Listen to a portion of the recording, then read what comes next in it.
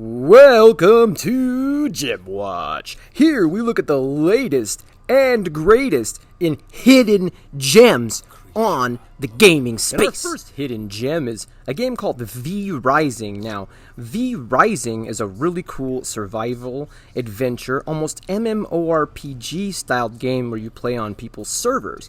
It's more akin to Rust, if you've ever played that, but it is very, very polished for an indie title.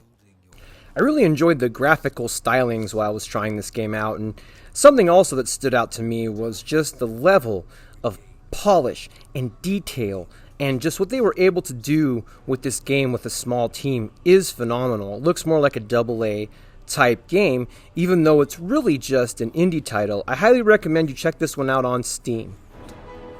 Stalk the night. Hunt for blood.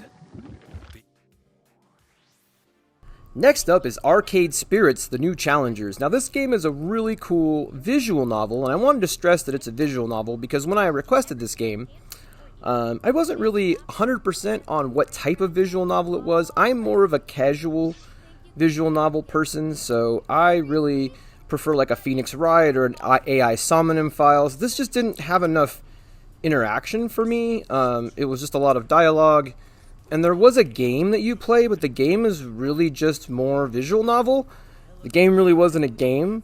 So that part wasn't too appealing, but I did really like the graphics. It looks great on the Switch OLED. And if you're just a visual novel hound, there's plenty to love here. But for me, there just wasn't quite enough. We'll do it side by side. Yes, 100 times yes. I'd simply love to go out on a date with you.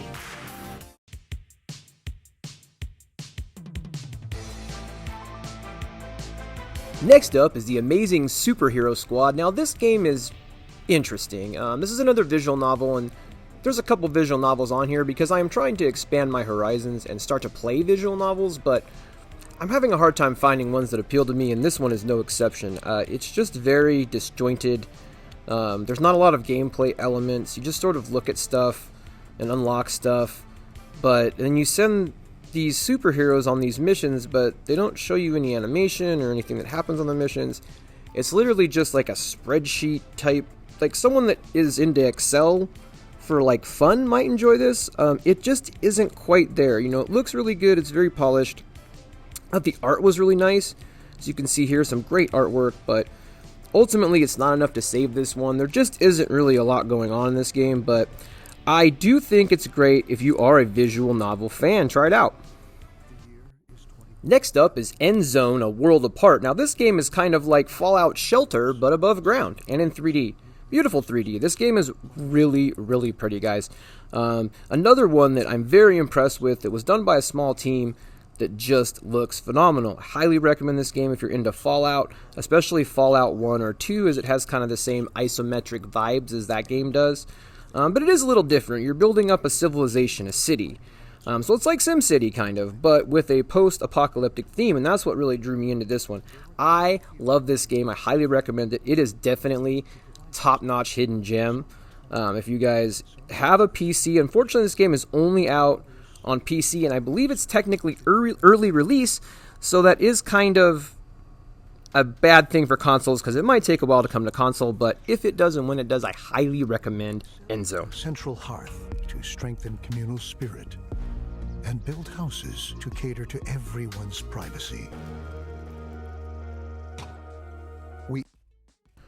Next is Get a Grip Chip and the BodyBugs. So this is kind of like an Osmosis Jones or, that old movie Microcosm. I don't know if you remember that one, but it's basically a tour of inside the human body. You know, you're grabbing onto red blood cells and trying to unlock the dormant white blood cells and finding different various body parts, and it's very interesting.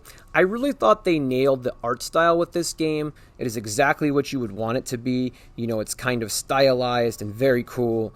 It is a little creepy too at times, but I thought overall it was really neat. I highly recommend this one. It's not too expensive, and if you can get it on the Switch, I think it'd be perfect on the Switch.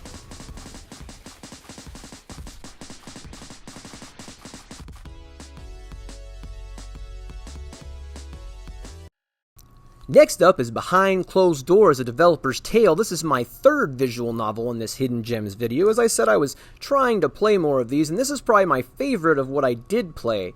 I really like this game. It kind of gives you a visual about what someone does in a typical day of work. Well, hopefully not. He does some kind of rude stuff, but, you know, it kind of shows his day-to-day operations and work. It shows him coding, so you code the part of the game, and then you play that coded part and test it. And it kind of reminded me of Game Builder Garage. You don't actually build anything like Game Builder Garage, but you test your games in Game Builder Garage and in Super Mario Maker. So it sort of reminded me of that, which was pretty cool. Even though it's static and you're not actually doing any of the coding, it's cool to watch what the coding looks like, and then you play these mini games. And so I think this is a solid game. It's only about $5, I think $5.50 on the eShop. For the Nintendo Switch, and that's where I would buy this. I did end up with the Xbox version, but I don't think you need that. You can just go ahead and pick this up on the Switch, but this is another amazing hidden gem. But what did you think of these hidden gems? Do you have a game you want to submit? Go ahead and send me an email at themikewillexperiment@gmail.com, and I hope y'all are having a great day.